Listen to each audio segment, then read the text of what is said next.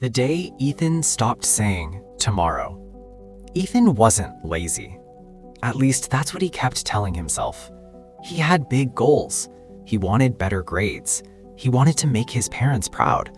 He pictured himself confident, organized, disciplined, the kind of student who wakes up early and gets things done. But every night, the same promise echoed in his mind. Tomorrow I'll start. Tomorrow I'll wake up early. Tomorrow I'll study seriously. Tomorrow I'll stop wasting time. And somehow, tomorrow never arrived. One Sunday night, Ethan felt unusually motivated. He cleaned his desk, stacked his textbooks neatly, set his alarm for 5:30 a.m., watched a couple of productivity videos. This is it, he whispered to himself. New week, new me. The alarm rang, 5:30 a.m. His hand slowly reached for his phone. Snooze. Just 5 more minutes. 5 became 20. 20 became an hour. When he finally opened his eyes, sunlight filled his room. It was 7:40 a.m. He grabbed his phone. One notification, then another. Then social media, then videos. By the time he looked up again, almost an hour had disappeared. He rushed through his morning, skipped breakfast, went to school tired, and made the same promise again. Okay, I'll fix it tomorrow. Weeks passed like this. Ethan wasn't failing because he wasn't smart. His teachers often said, "You have so much potential." That word frustrated him. Potential.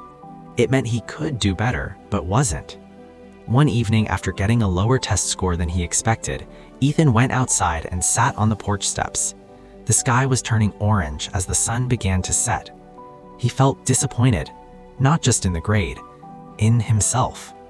That's when his neighbor, Mr. Thompson, came out to walk his dog. Mr. Thompson was retired, calm, the kind of person who always seemed steady. "Rough day?" he asked kindly. Ethan shrugged. "Just school stuff." Mr. Thompson nodded. "When I was your age, I kept waiting for the perfect day to get serious." Ethan looked up.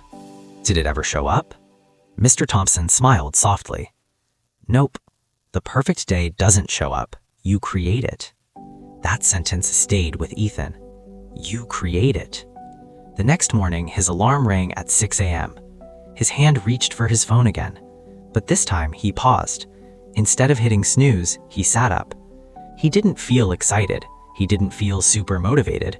He just didn't want to feel disappointed again. He walked to his window and opened the blinds. Cool morning light filled the room.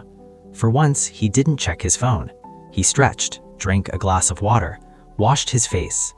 No dramatic transformation, no music playing in the background. Just one small decision: stay awake. He studied for 45 minutes that morning. Not 3 hours, not something extreme, just 45 focused minutes. And it felt different, calm, controlled. Later that day, he still got distracted. He still felt the urge to scroll. He wasn't suddenly perfect, but something had changed. He proved to himself that he could wake up.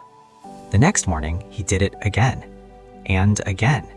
Some days he slipped, some days he overslept, but instead of quitting completely, he restarted the following day. Over time, small habits began stacking up. He reviewed notes the same day instead of waiting until the night before a test. He started taking short evening walks to clear his head. He wrote down 3 specific tasks every night before going to bed. His routine wasn't extreme. He wasn't studying 12 hours a day, but he was consistent. And consistency built something motivation never could: confidence. One afternoon, while solving algebra problems, he noticed something surprising. Questions that once felt confusing now seemed manageable. He wasn't magically smarter. He was sharper. His sleep improved. His stress decreased. He felt less guilty at night. The biggest change wasn't just his grades. It was how he saw himself. He stopped saying, "I'm lazy." He started thinking, "I'm becoming disciplined." A few months later, report cards came out again. This time, his grades had improved significantly. Not perfect, but clear progress. When he got home, Mr. Thompson was outside trimming his hedges. "Well?" he asked. Ethan smiled.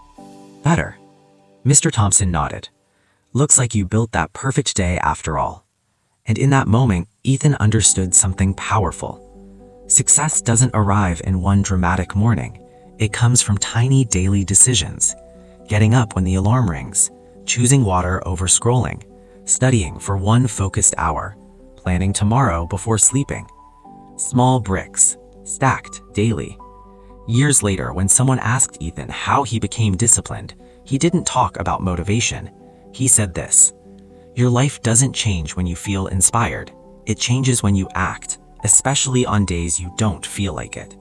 He still had lazy days. He still got distracted sometimes, but he no longer waited for tomorrow because he understood something most students learn too late. Tomorrow is built by what you do today.